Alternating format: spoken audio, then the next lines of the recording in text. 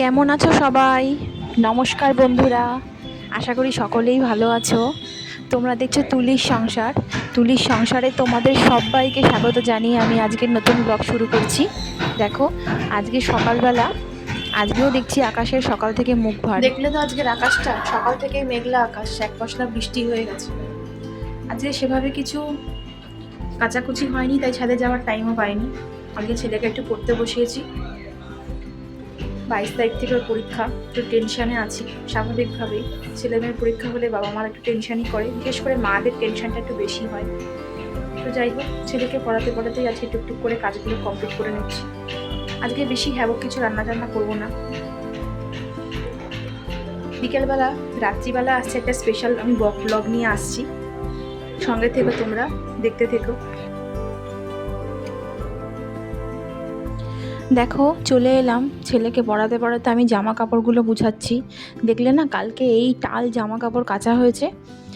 ছাদের প্রায় 3 তার জামা কাপড় হয়েছিল, তার মধ্যে ছেলের জামা কাপড়ই বেশি। ওগুলোই আমি গুছিয়ে নিচ্ছি।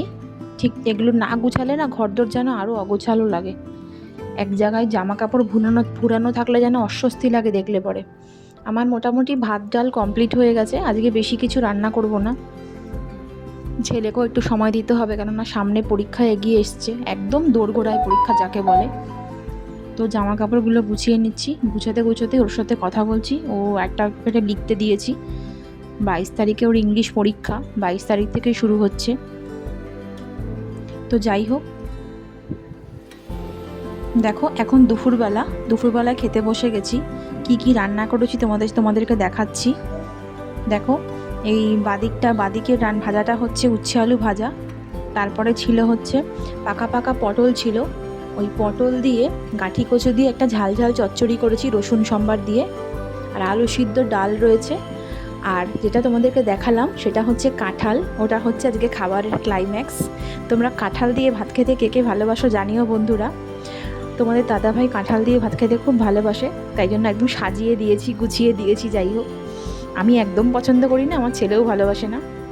আর এই দেখো কাণ্ড। তুই এটা কার বুদ্ধিতে এই কুমিরটাকে জলের মধ্যে ডুবিয়েছিলি? তুই কার বুদ্ধিতে এই কুমিরটাকে জলে ডুবিয়েছিলি? কার বুদ্ধিতে? এবারে পাট করে কাঠগুলো সব খুলে যাচ্ছে। কি অবস্থা! না, তোকে এইসব বুদ্ধি কে দেয় রে? আরে ডাইনোসর দেয়। ডাইনোসর দেয়? হ্যাঁ। দেখো, সুন্দরবন থেকে আনা কুমিরটার কি অবস্থা করেছে জলে চুবিয়ে। সমস্ত অঙ্গ প্রত্যঙ্গগুলো জলের জন্য সব খুলে যাচ্ছে, মানে আঠা থেকে পুরো খুলে যাচ্ছে। বুদ্ধি দেখো। রেডি হয়ে গেছি ছেলেকে আনতে যাব বলে। আর বলেছিলাম রাত্রিবেলা একটা স্পেশাল কিছু নিয়ে আসছি। স্পেশাল কিছুটা হচ্ছে, কালকে তোমার দাদাভাইয়ের জন্মদিন। তা আমি আগে থেকে কিছু বলিনি।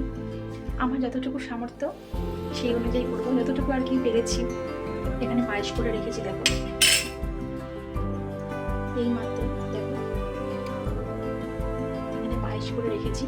তো আমার শাশুড়ি মা চালের পায়েসটা করে। আমাকে বলেছে চালের পায়েস করতে না, প্রত্যেকবারই এটা করি। চালের পায়েস আমি করি না, চালের পায়েস আমার শাশুড়ি মা করেন।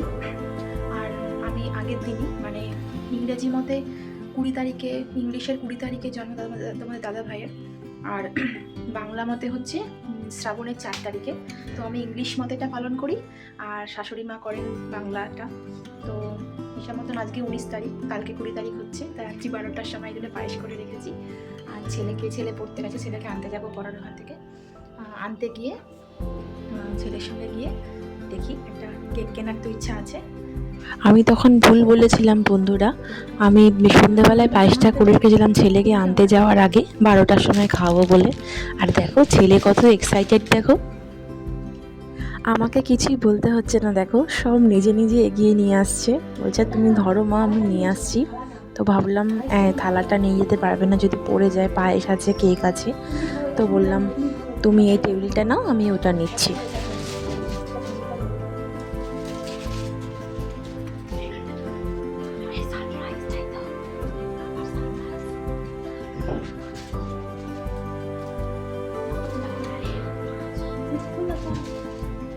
হ্যাপি বার্থডে বাবা।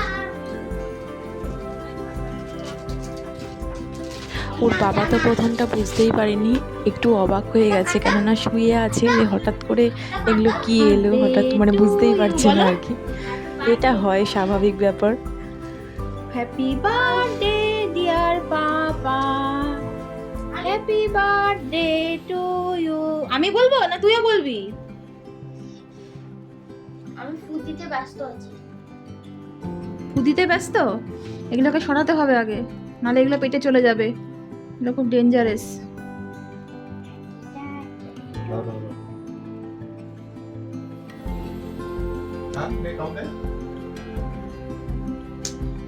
তুমি খাইয়ে দাও বাবা।